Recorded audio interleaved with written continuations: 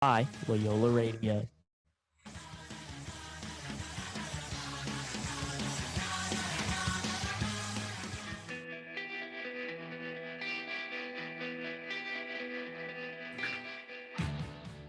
Welcome into WLOY, Loyola Radio, streaming online at WLOY.org and Campus TV channel 111.1. This is After the Whistle, Loyola's premier sports talk radio show, airing every Friday from 1 to 2 p.m. and Monday from 3 to 4 p.m.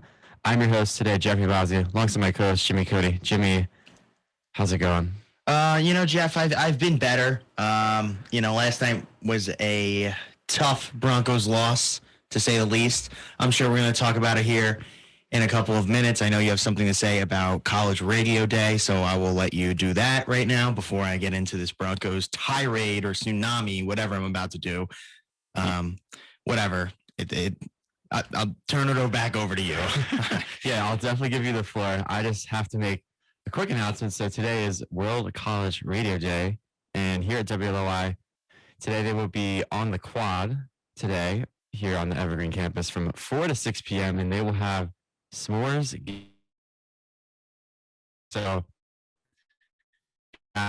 during that time, if you're on campus looking for something to do, feel free to stop by. Sounds like they have some exciting stuff going on up there, so feel free to check it out. But whoever, all of the above, whoever's listening, thank you for tuning in. It's going to be a good one today. We get right into it. The Indianapolis Colts last Thursday football, they defeat the Denver Broncos 12-9 in overtime. And yeah, I'm just going to give you the floor because I know you might have some thoughts in the game. Some might be an understatement. Yeah, some absolute embarrassment. Look at that. We have Claudia AC there in the window and Javen. Hello, guys. Yeah, get ready for the show because it's coming. Last night was an absolute embarrassment. I'm going to be honest. I don't know if it was the lowest I've ever felt Denver Broncos fan, but I'm going to be honest. Was pretty close. And that is saying a lot because we have had some horrendous over the last 7 years. But last night took make. I mean, we him $235 million contract extension without him playing a game. He has played horrible, this guy. He can't make a decision. There are open. He misses them. Our guys, he doesn't see. I mean, when he run, he doesn't take it. I mean, how much more can we, as a team, go on with this? I mean, this might be the worst trade ever. I mean, this guy has not performed. Has been horrendous. I mean, and we are just totally getting screwed right now by the injuries, and that I think is the cause. But you know what? In situations like this, who do you rely on? But your quarter not done. I mean, he's not getting it done at all. I said this last, and I cannot preface could have won that game. The one was the last play of the game where Russell Wilson does not see KJ Hamler. He ends up throwing his helmet on the ground, but he's made a couple big plays. Has got the ball. So I have to say I was a little disappointed with that connection too coming into the year. And I kind of thought it was on KJ, but no, it's on Russ. And I think it's like that with a lot of the receivers because you know what? Our tight ends, they're not into the game very much. I mean, I feel like the only guy he throw the ball to is Sutton. So he makes that play. Or we don't say J. Hamler and then we throw it to Sutton, try and jam it in there. That's how the game ends. But the play, fourth down, to decide to go for it. The play that they took the shot at the end where Gilmore picked it off. I mean, what are we doing there? That is just never on that plan. That play and just throw out the ball. That's Tyree Cleveland. He is wide receiver 5 on a good day. So I don't even know how he ended up field. Secondly, Jerry Jeudy wide open, going for the corner on the other side of the field. Of course, Russell Wilson doesn't see him. I mean, what is the deal with this guy? I mean, it's either a turnover or a bad throw. I feels like every single time. I have no confidence in this offense going forward. This is horrible. This is horrible. And then it gets worse because not only is our quarterback bad, our coach is also a complete idiot too. I mean, Nathaniel Hackett, I didn't think it was too much on him last night. But I just want to say, I hated the call at the end of the game. Like, just kick the field goal. We already know we have a great defense. Maybe just go for the tie. Clearly, our offense isn't working. But I will say now, look at what it was. I still think that was the right decision. But at the time, we know our offense is struggling. So I didn't want fourth down in that sequence. It was because they got a good drop. They got a good run before. And then I think it was third. It was second and third. Well, they only get 2 yards, and we don't get the first because it was such a quick, rushed play call. Take your time down there. You call the right plays. It feels like to me that Hackett doesn't know what works with this offense. And honestly, this offense is like it's falling apart. Is just staring down Russ. At one point, we have Cortland Sutton, who was like walking off. He's going over the linemen, yelling at them. I mean, we are a team that is about to just blow up right now. I cannot say this enough when I say that this loss last night, it was embarrassing. Embarrassing. I mean, you cannot lose that game. 9-6, you're up and you're in the red zone on the other side of the field.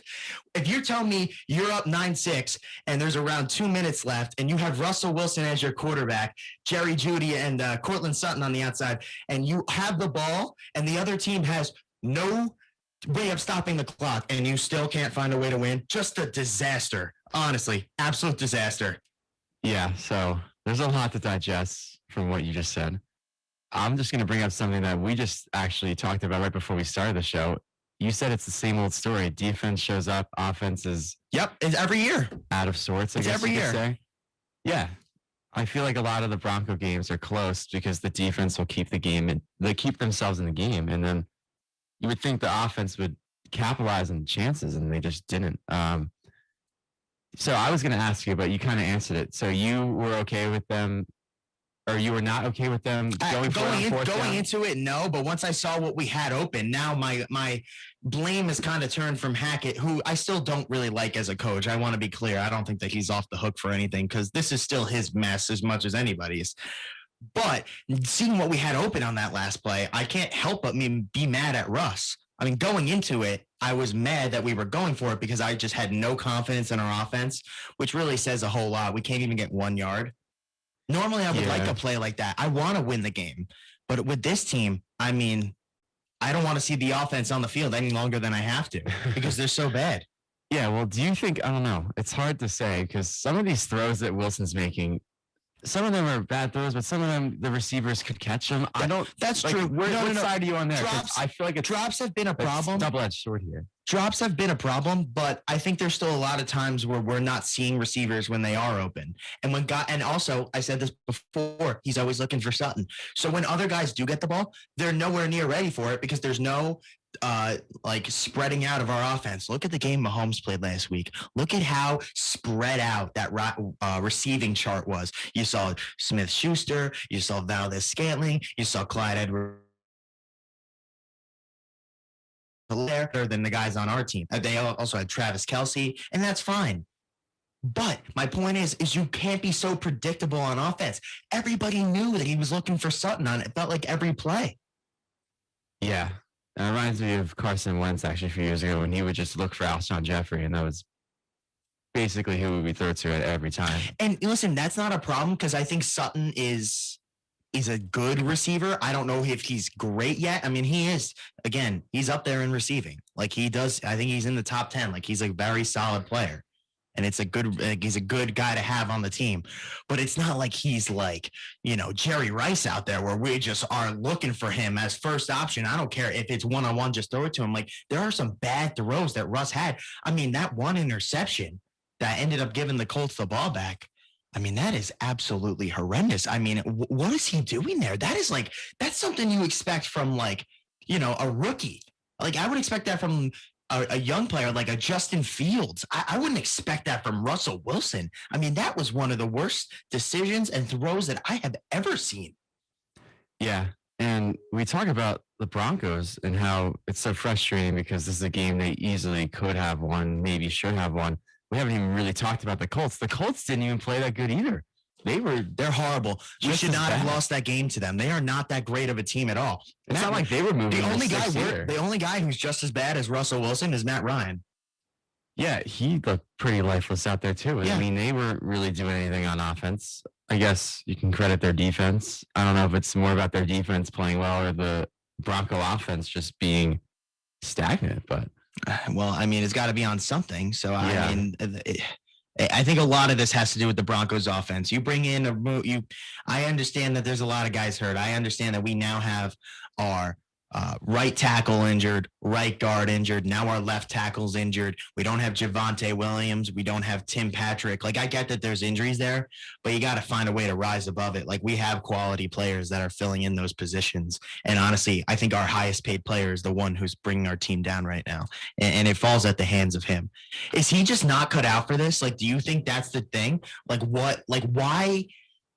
How was he, even his last couple games in Seattle? I know people said he took a step back, and that those people are looking like it's true right now, but he has taken even a further step back since coming to the Broncos. Like, I wouldn't even say it was just a step. It felt like he literally jumped as far as he could backwards.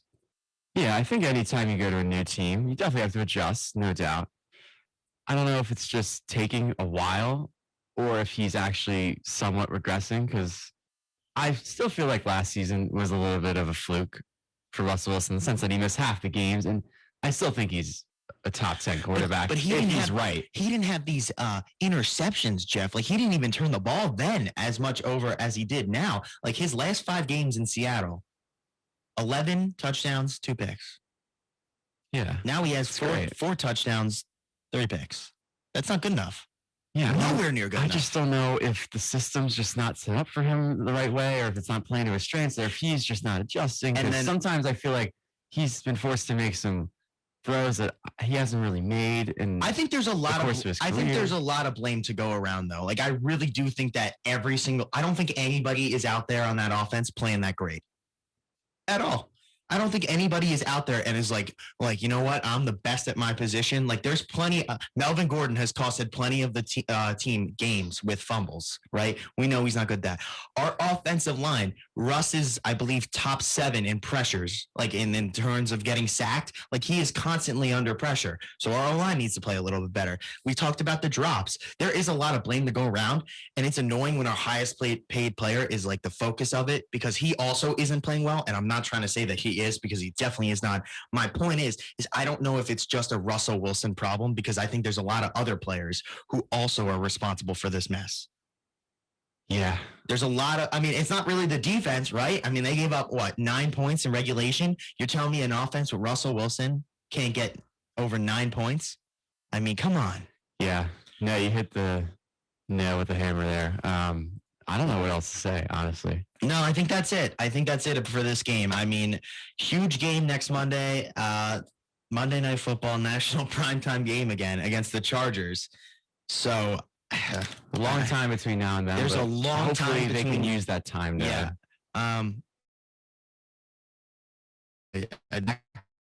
by then there's a chance we get him back.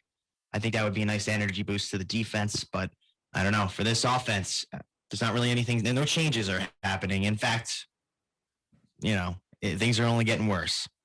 Yeah, and on the flip side, the Colts, I believe, play at home next week. They play the Big South. Yeah. But yeah, we'll get into more of the week 5 slate. It's already week 5. Jesus. We'll get into more of that slate later in the show. But for now, we're going to maybe touch on this game one more time. We have a guest that's joining us right now. We're just waiting for him to connect to the audio. And that guest is Luke de Blasio. We're just waiting for him to connect. We're going to see if he's there. Yep, there he is. Hold on. Let me turn on the audio. Luke, how's it going? Can you hear us? Yeah, I got you. How's it going? Chilling. How are you? We're good. We're good. We were just touching on the Colts Broncos game. Obviously, it was a very tough game to watch from a Broncos fan perspective and just an outside fan's perspective. But what are your thoughts? Anything you want to touch on? Uh, ugh, I mean, I just it was not a good football game. Gonna be honest with you. I mean, I really had high hopes for Russell Wilson, but he's just not. He's not really playing up to standards, and it's a lot of money for a guy that hasn't been providing so far. But we'll see how it goes. Guy who's not even the best quarterback with the last name Wilson. Oh, I heard him back Shut up, chiming in there in the back. Shut up. This is Luke's time to be on the show. We didn't ask you to be on the show today, Hemback. Get out of there. I'm just an avid observer. I was thinking. Okay. Nobody can even hear you, so now you're just shouting into the mic, and it's just blah. It sounds like Charlie Brown's teacher. That's what it sounds. Jimmy, the fans love me. All right, Hemback. Get out of here. All right, so Luke. All right, so I agree with you. It is a lot of money. There's no doubt about that. I mean, as I said before, a lot of the blame is on him, and there's a lot of blame to go on other people too. I think the whole entire offense can improve, but I agree with you. A lot of money to be paying a guy who's missing.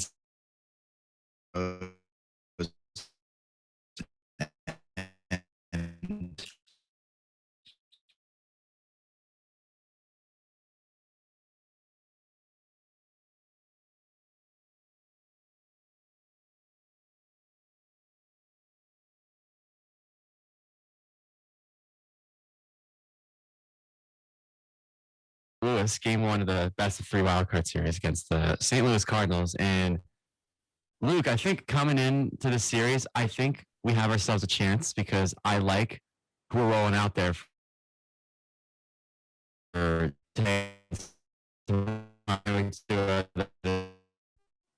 We carried the pitching staff throughout most of the year.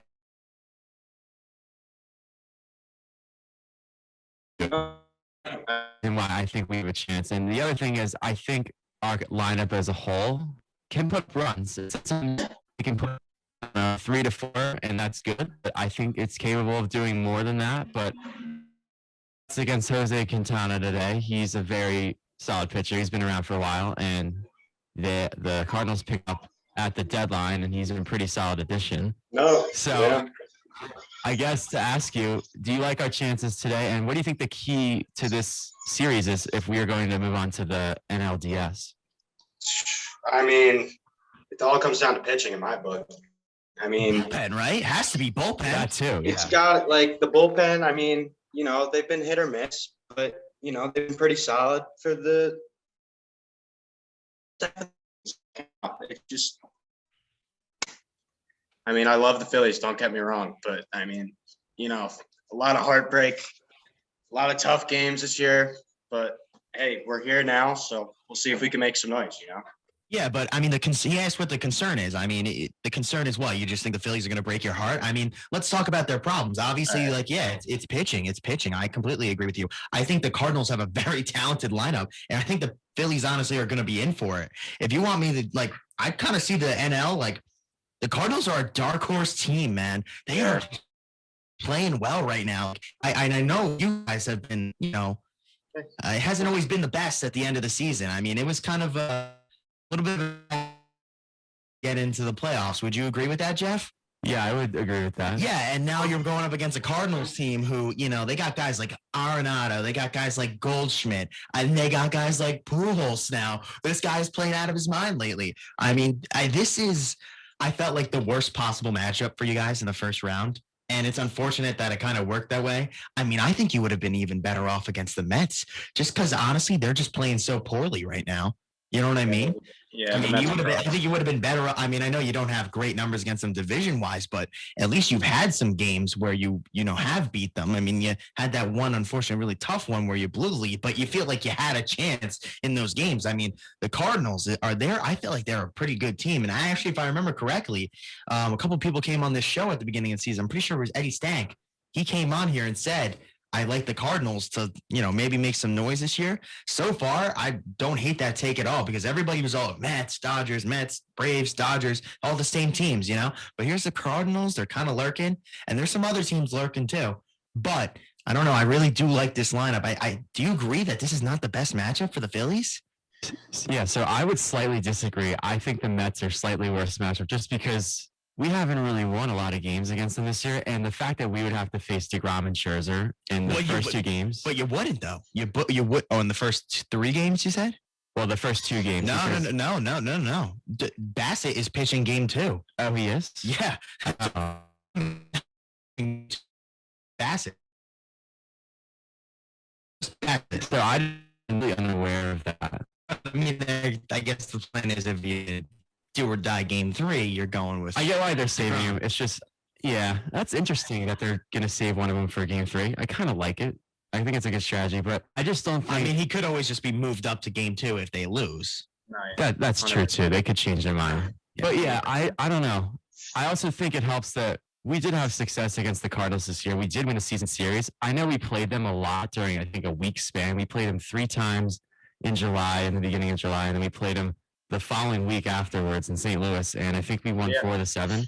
I just think we have a better matchup against them because I think if you compare the Cardinals and the Mets, they both are solid teams in the sense that they have good pitching. The Mets are a bit more top heavy with the rotation. I think their lineup is, I don't know, it has good star power. It's got Lindor and Alonso, and I think they have a more well-rounded lineup than the Cardinals do. Because I really actually don't know if I agree with that, but just because of the power that the Cardinals have in their lineup. They have Arenado and Goldschmidt, which is deadly, and Pujols has been great because he's been chasing 700 and he's gotten that. He's actually been hitting the ball well, and they have these other guys who I actually can't really name most of their other guys. No, I'm not gonna lie. Their outfield, I mean, since they traded away Harrison Bader, who was a Gold Glover, obviously to the Yankees, they really don't have that much out there that you would know. I mean, their leadoff hitter, Nootbaar, he's hitting with 228 average. He's their right fielder, right? He obviously isn't that great, and it's a position they're looking to fill. But you want to talk about where I think they also have a little bit of an advantage against you, Jeff. I mean, it's got to be their starting pitching, right? I think their starting pitching is definitely a little bit better than yours. Wheeler, I would take him against a lot of their guys, but I mean, they do have solid starting pitching. Like they do give good performances game in, game out. They don't lose the team the game, that's for sure. So I think they have the advantage in the sense that if for some reason their starter goes out, maybe in the 3rd or 4th inning, maybe his pitch count's very high, or maybe he gives up 4 to 5 runs, I think they can use their other guys in the back end of their starting rotation out of the bullpen. And I think that's where they have a clear advantage over the Phillies. I think if you're just talking about who's going to be starting the game, I think the Phillies have an advantage. Because I think Wheeler is the best pitcher in the series, starting pitcher. And Nola is not a bad number 2. I mean, you can talk about his September woes the last few years. They've been definitely noticeable. He did pitch really well against Houston the other night. That clinched us the spot. So I think he's got some confidence going in there. I do agree that the Cardinals probably as a whole have a better pitching staff. But yeah, I think it's a good matchup. I think it could go 3 games. I mean, if I had to make a pick, I'm not going to go against the Fighting Phils. I'm taking the Fighting Phils. But Luke, yeah, I want you to chime in. What are your thoughts? Because obviously we think that we have a shot because we have our tubes going out there. And I think the lineup can score some runs. And I was going to ask you actually about the lineup. Who do you think from the lineup you're looking for to bounce back? Because you can look at a lot of guys like Harper's been kind of up and down since coming back from the injury. Bo's been a rock solid guy. Romuta's kind of found his swing. Who do you like in the lineup to maybe produce? Personally, I've been saying it for the last year or two now. I think Alec Bohm, man. I mean, he's been really good. I like him. He didn't really have the best year last year, but I mean, if he steps up, I think we'll be fine. Schwarber, batting leadoff, great, love it. You know, Harper's been okay, but I think he'll find his stride in the playoffs here. So you know who really needs to start finding their stride? Mr. Castellanos. Oh yeah, 100%. I couldn't agree more with that. Yeah, and actually, Luke, I don't know if you saw the lineup that we put out there today, but they moved Bohm down to the. He's been hit coming back. yeah. I mean, but like we need guys that can hit at the end of the lineup. I mean, he's okay. He doesn't have the best average, but he'll get on base if we need him.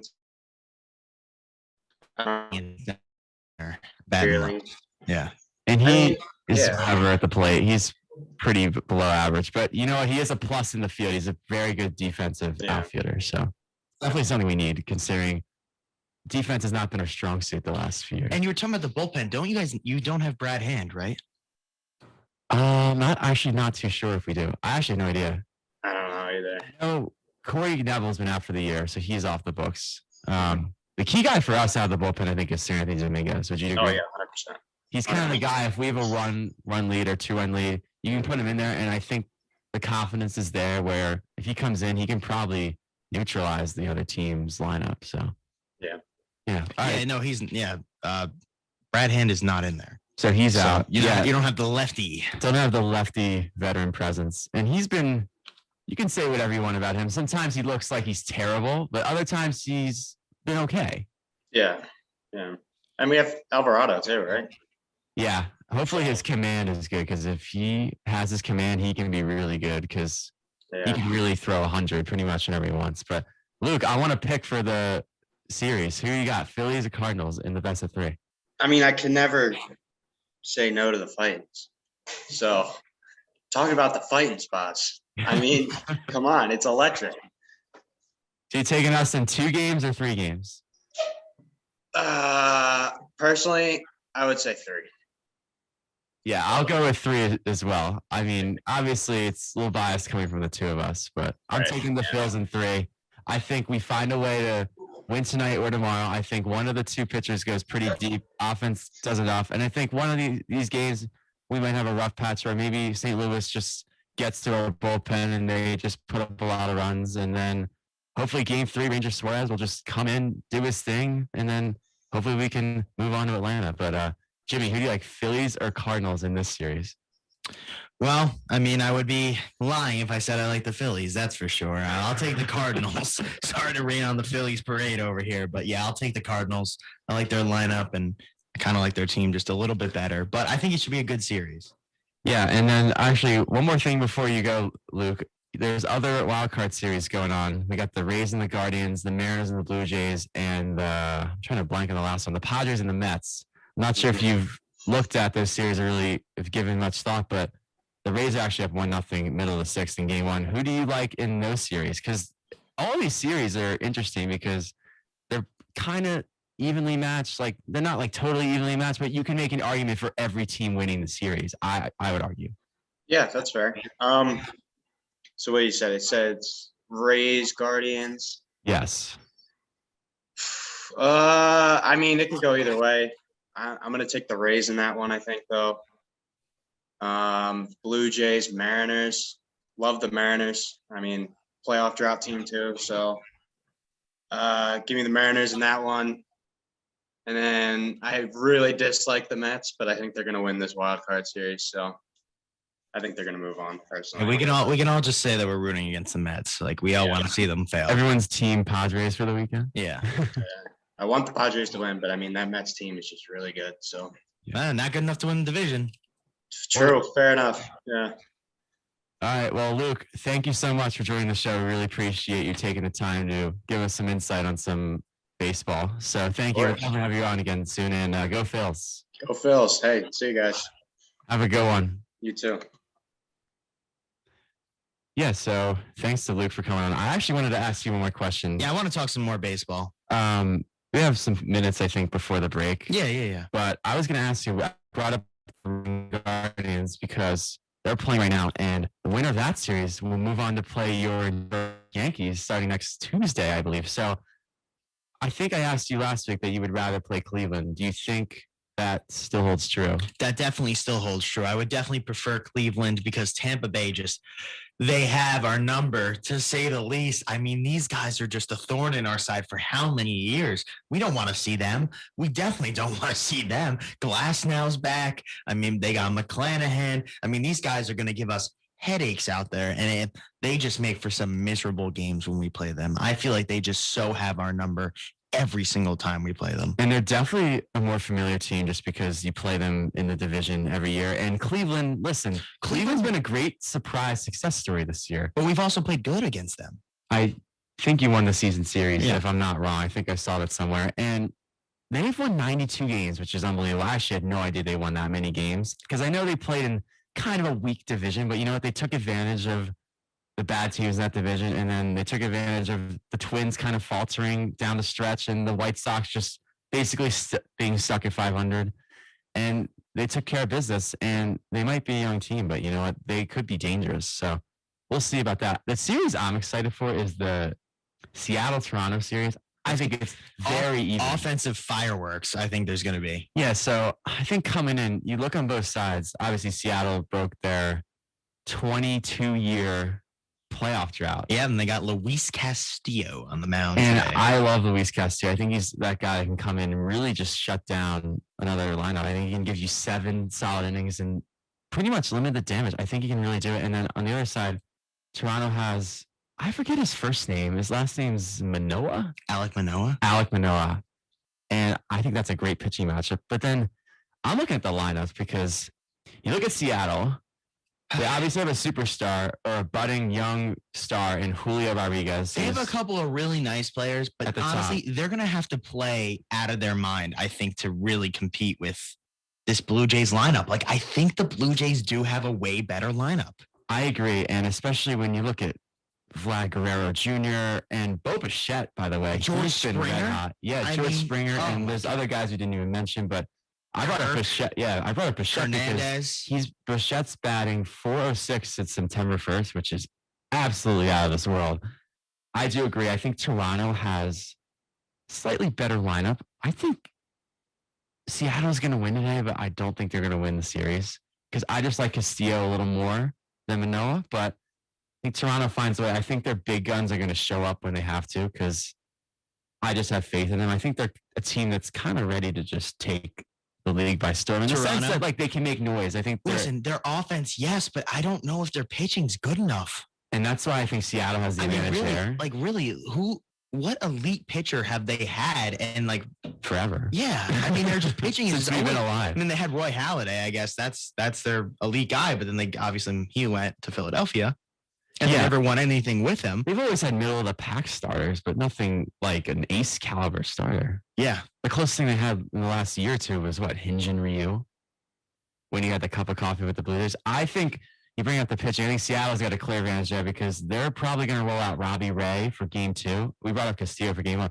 Robbie Ray is going to have some payback on his mind because people might not remember, but he was on the Blue Jays last season before he signed that deal with the Mariners. And you know what he can do if he gets on because he can really strike out a lot of hitters. His strikeout rate is usually pretty high. And then arguably their best pitcher all season, just because Castillo was acquired at the deadline or midseason, Logan Gilbert would be safe for game 3. And he's been probably their best pitcher throughout the year just because his body of work's been pretty good and he's got a positive record. So I still think Toronto wins the series. I I think think they have more offense and I think the offense will prevail. yeah. I think they have a little bit more firepower. And honestly, Toronto's kind of lucky because they get to play at home. Right, and that Rogers Center crowd, that's probably gonna be rocking as they usually do come October. But I want to dive into the actually. You have Let's go. something to say? Let's go over to the NL. I want to do that right now.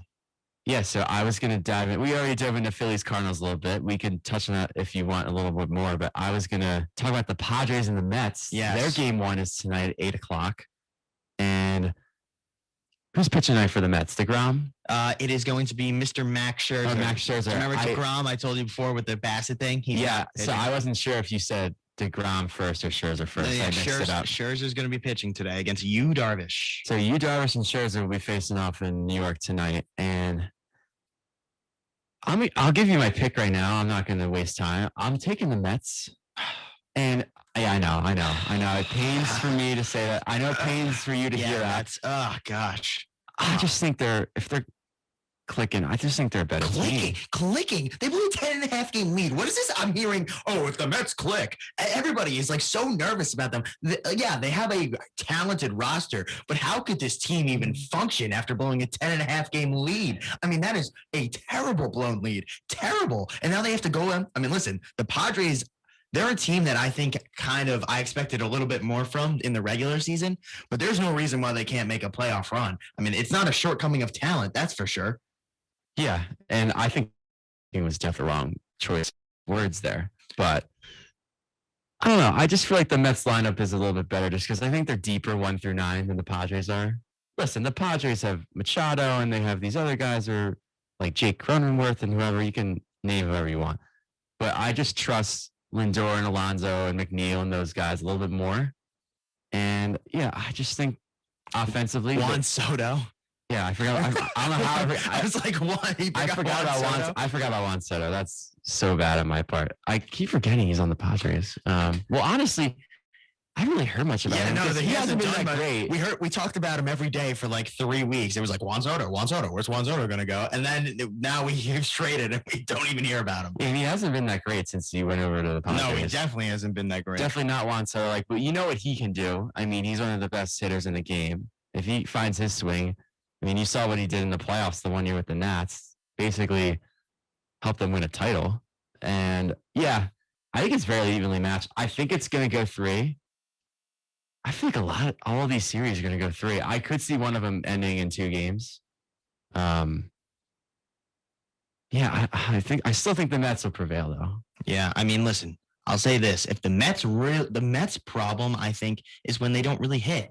That's really, I think, when their problems start. And they have a solid lineup. They have some guys out there who, you know what, have played very good this year. Marte, I know he's dealing with a little bit of an injury, but obviously that was a good signing. Then they also have guys like Alonso, McNeil. The problem is when they're hitting really kind of falls apart. I find that's when they have the worst issues on their team, because their pitching is relatively okay. And I know the bullpen is not good outside of Diaz. Like, I wouldn't say that it's like a top tier bullpen. I think they have one of the best relievers in baseball in Edwin Diaz, and everybody knows that. But I think, honestly, like, their hitting can keep them in the game and get them a chance to get to that, 9th or maybe 8th inning to bring in Diaz. Like, that's the thing too, is like, I'm very interested how Buck's going to kind of like craft this pitching idea, because we have seen him time and time again kind of mess it up a little bit.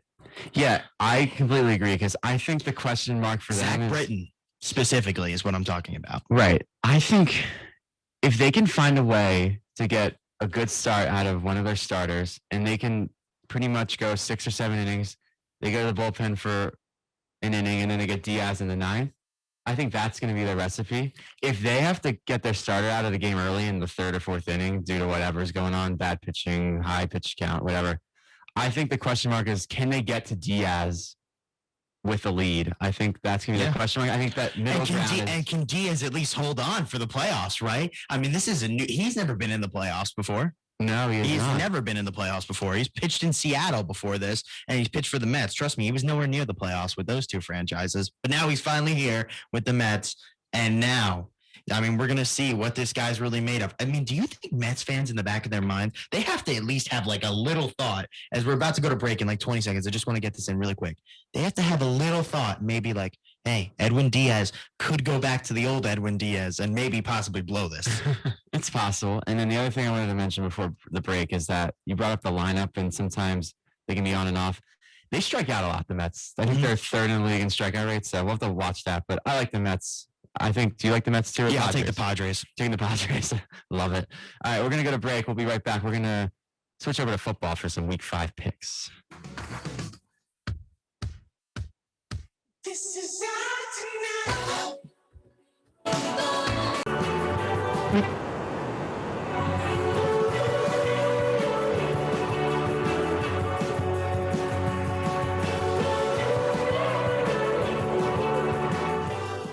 Welcome back into WLOI Loyola Radio, streaming online at WLOI.org and Campus TV channel 111.1. This is After the Whistle with Jimmy Cody and Jeffrey Bozzi. Now we're going to get into some week 5 picks here on the show, and we got some interesting games this week. Jimmy, what game are we going to talk about first? Yeah, let's start off in London, 9:30 a.m. at Tottenham Hotspur Stadium in London, England. We have the Giants taking on the Packers. Giants are 8-point dogs, or so. I mean, I'm going to be honest. I feel that's about right. Over unders 41. I'm kind of not surprised about that, because both offenses are struggling. But I will say, I think this is a game right now that can kind of work in the Giants' favor, the fact that it's in England, because could you imagine if it was in Lambeau, where it would have been? Yeah, that would have been it. This is a much better game, I think, to play in England than at Lambeau.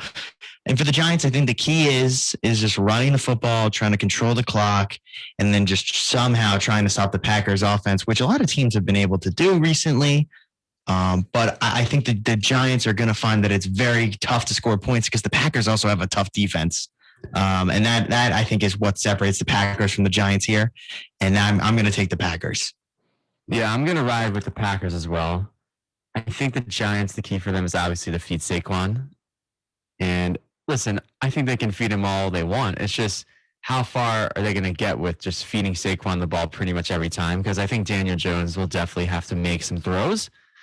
And I think it is reasonable to doubt that sometimes he can't make throws when he needs to. And I trust the Packers D enough where they can make some plays and stall some drives. And I think Rodgers can do enough against the New York D where he can put up somewhere in the 20-point range. And I think that's going to be enough. I think the Packers win somewhat of a close game. I think it might be close for a good chunk of the game. I think they'll pull away late, and I think they will hold on. I think it really depends too on how the Giants defense stops the run. Because if the Packers are able to run it down their throats, which teams have been able to do it at times against the Giants this year, I think it's going to make for a pretty long day. Especially when you got AJ Dillon and Aaron Jones. Yep.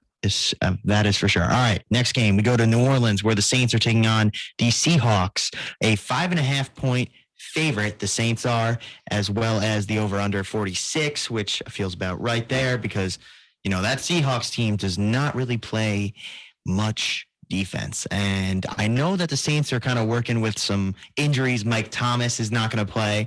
Jameis we're unsure about, but I'm pretty sure it's going to be actually, I don't think we know yet who it's going to be for them. So, that's something to worry about. But as for the Seahawks, their offense has been very impressive. Geno Smith is having a very good season so far.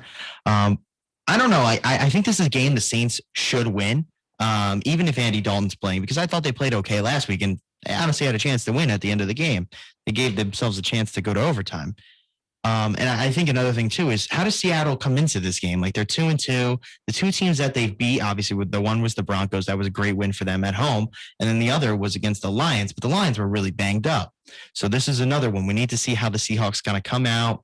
I don't know if maybe they're as good. I think we're going to see, though, if they can find a way to really score on this New Orleans defense, and I mean really score like they have been, then you know what? I don't think it's crazy to think the Seahawks can win here. I don't think it's that crazy. Yeah.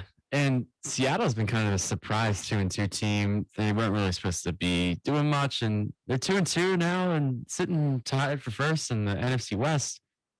And yeah, I think their offenses surprisingly look better than we thought because we didn't really know what we were going to get out of Geno Smith. But you know what?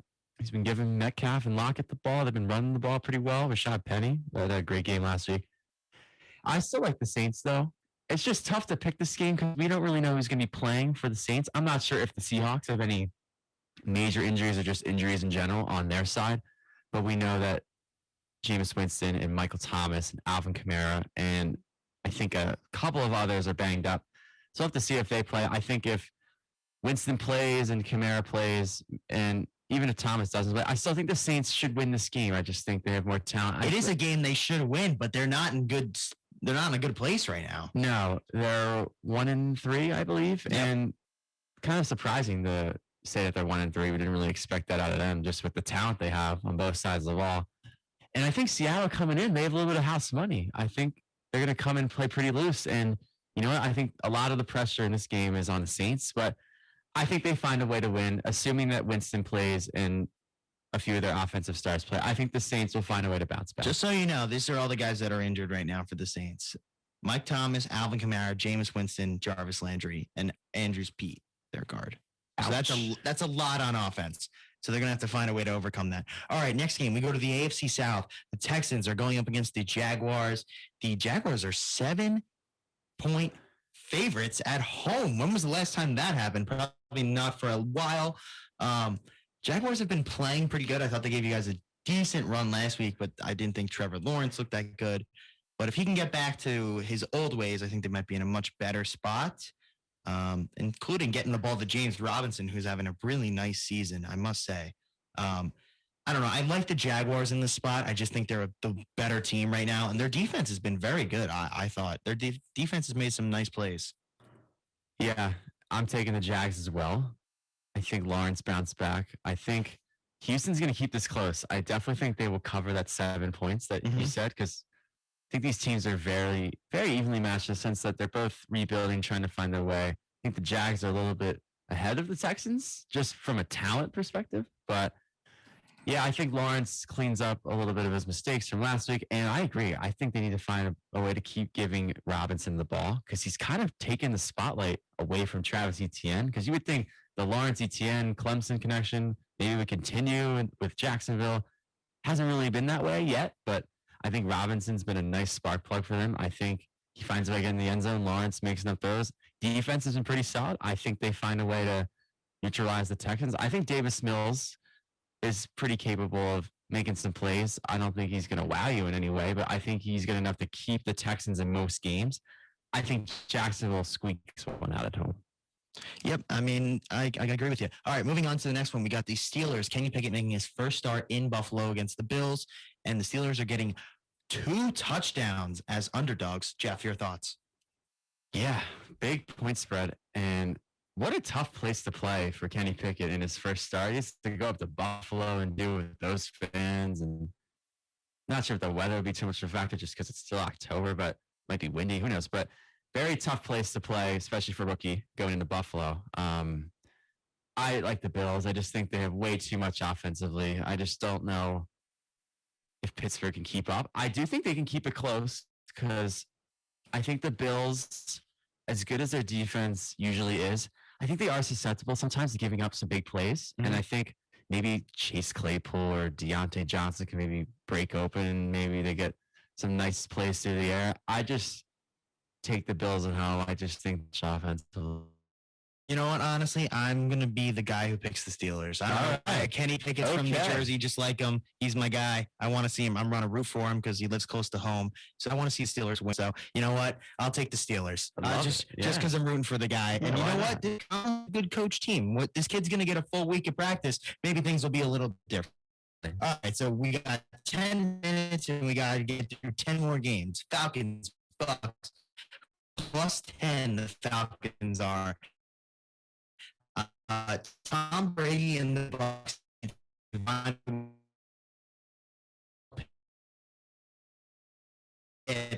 and no Cordero Patton, so they got to find a way to win.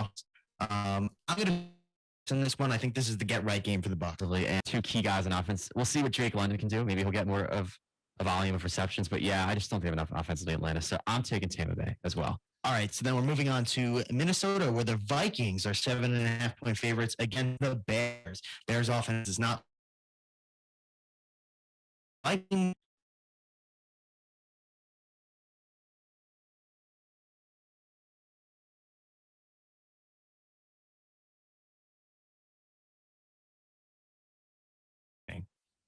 Yeah, I particularly on offense. I just don't know if the Bears have enough offensively. Listen, I love Justin Fields. I think he can make a lot of plays with his legs. I think he can make a lot of good off-schedule plays. I just think Minnesota is more sound of a team, especially offensively. And yeah, I think they win kind of comfortably. I think Chicago can make it close because they have played them kind of tough, but I think Minnesota wins at home. I think it depends on what Viking offense we see. True. All right, Titans going up against the Commanders. Commanders are 1.5-point home dogs, which is, kind of surprising in the NFL. It's rare to see home dogs.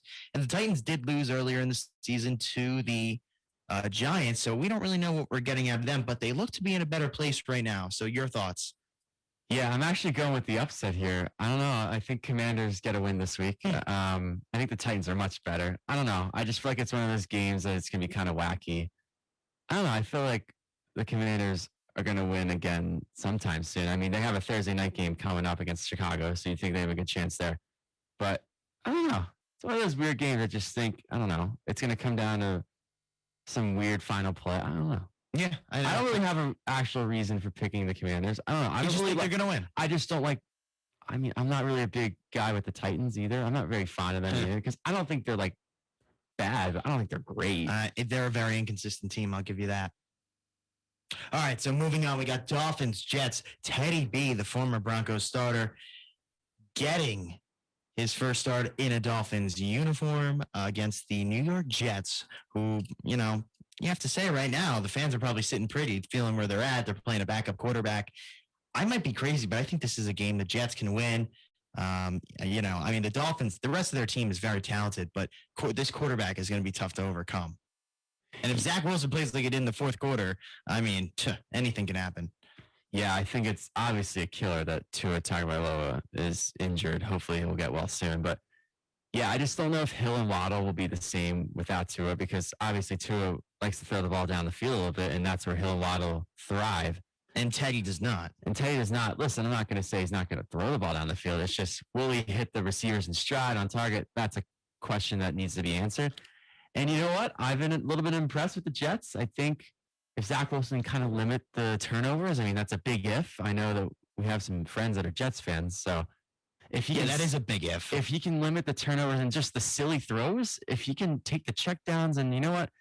He can make some plays with his legs. He kind of is not bad at off schedule plays. I think they have a good shot, and the defense has been pretty decent. So I'm taking the Jets to win this game at home. They pick up a big win at home against Miami. All right, Chargers, Browns. The Browns are 2.5-point home dogs in Cleveland. The Chargers go out to Cleveland. This is a game the Chargers should win, but time and time again, we've seen them come out flat when they play these games. Remember the game they played last year in Baltimore early in the season? Came out here, just absolutely no-showed it. I mean, went for it at their own 20 at one point. It was just a complete embarrassment, and I don't even know what I'm going to get out of the Chargers here. Yeah, it's an improved roster, but I don't know if they're that consistent. Honestly, I mean, I feel like everyone's going to be all over the Chargers. I just don't know what I'm going to get here. I don't know if this is as much of a lock as I think people think it is. Yeah, you're 100% right when you talk about the Chargers sometimes coming out flat. Also, we talk about West Coast teams coming east. This is another case of that this week. I had the Chargers winning, but I think I might switch it. I like the makeup of Cleveland. I just like the way they play. And think about how good they run the ball and how poorly the Chargers are at stopping running the ball. I don't know. Just my opinion. I think Cleveland can win. Yeah, I think the key for Cleveland is obviously we talk about Brissett every week. Can he make enough plays through the air? Maybe he can. I mean, he's been pretty decent. I think if they can run the ball and they do it really well, I think that's obviously going to be huge for them because then they can keep Herbert on the sidelines. Yeah, I'll take Cleveland. I think it's one of those games that's kind of a pick 'em, but I'll take Cleveland at home. All right, so we got Lions, Patriots in Foxborough, 1:00 game still. And in this one, the Lions are 3-point dogs, but you know what? They do have some injuries, so I do kind of understand that. You don't really know. I don't think DeAndre Swift's going to play. Hawkinson is technically questionable. Swift is expected to not play, but he is still questionable. Amon St. Brown, we're not really sure what we're going to get out of him.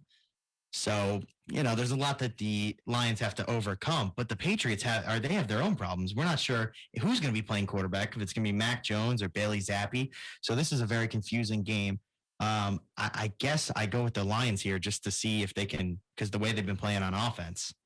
Yeah, so it basically comes down for me if Mac Jones plays. If Mac Jones plays, I'm taking the Patriots. If he does not play, I'm taking the Lions. Yeah.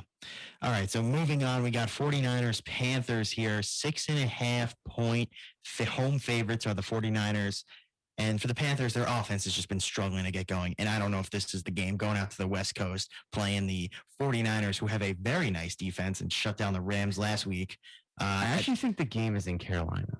Oh, you know what? It is. I just said that wrong. You're right. Oh, you're right. I was wrong. Oh, you're fine. Yeah, it is. This is 2 weeks in a row that Carolina has played a 4:05 home game Against the NFC West. against an NFC West opponent. So that's why Your little quirk there. I was wrong. Okay, that's my bad. Well, you know what? I actually brought that up because this is their 4th home game in 5 weeks. It's bizarre to me that they Mhm. have had 4 home games already.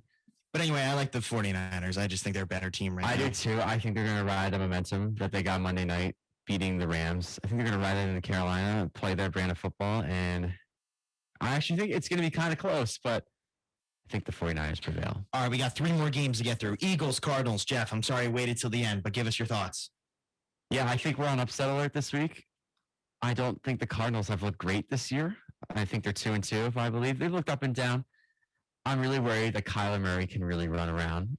Obviously, we know he can do through the air. He's a pretty good passer. And I think Hollywood Brown is definitely a guy you have to watch down the field. And they got Zach Ertz over the middle. So I think those are 2 guys you got to look out for. I just think on the ground, I'm a little worried if Kyler Murray can get outside the pocket. I think he can really cause some trouble for our defense.